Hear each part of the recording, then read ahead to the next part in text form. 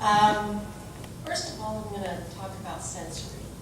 And I don't know if everyone knows exactly what sensory is. It's the stimulus that we get from all around us.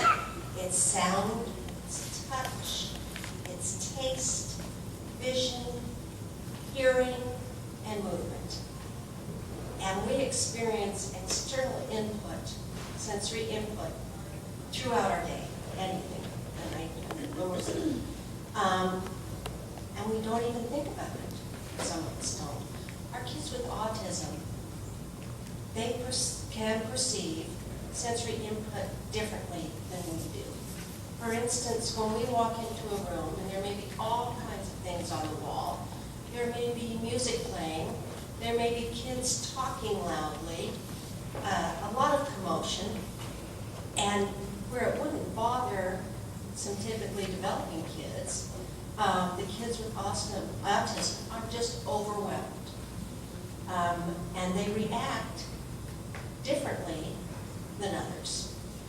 And some children, they have inattention, distractibility, fidgeting, acting without thinking or impulsivity, aggressive or defiant behaviors, such as pushing or striking out to other kids if they happen to get too close to them, to go away.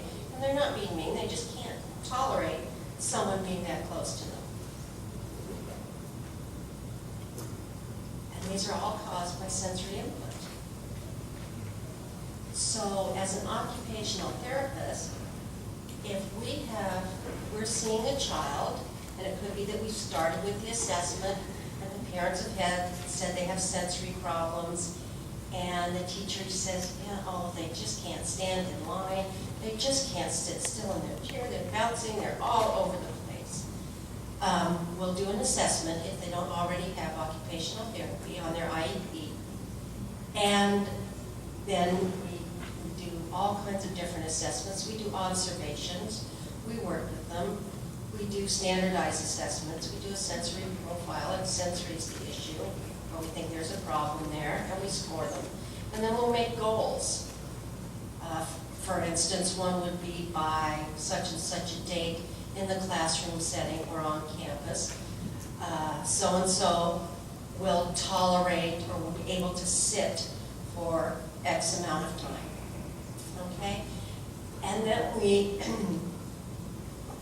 devise treatments for or things to do with this child to help them reach that goal. For instance, if they're fidgeting, they can't sit in their chair, maybe we would try a seat cushion, which would give them a little movement, a little sensory input. We would recommend frequent breaks, all kinds of different things. Some heavy work, carrying heavy books. We'll sometimes, or doing push-ups on the desk, we'll sometimes help a kid get that heavy sensory input to help calm their sensory system.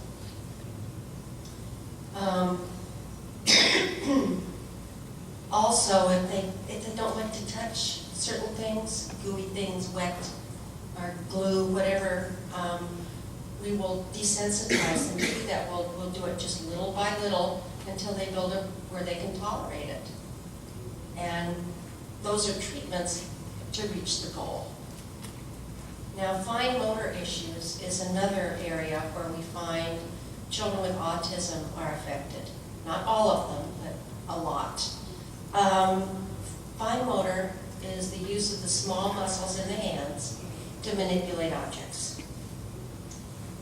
And a lot of children with autism demonstrate low tone or a weakness, which means they have trouble picking up an object, let's say a writing instrument, because we're definitely concerned with their handwriting, and it's not really a preferred task to a lot of kids because it's very difficult for them.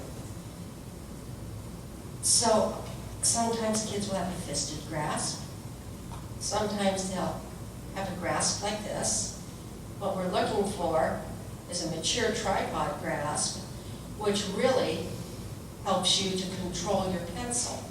Now these kids with the low tone or weak muscles have a hard time holding that pencil to be able to control it to make letters properly. to make the size of the letters properly, to do them on the line, and to space between the letters.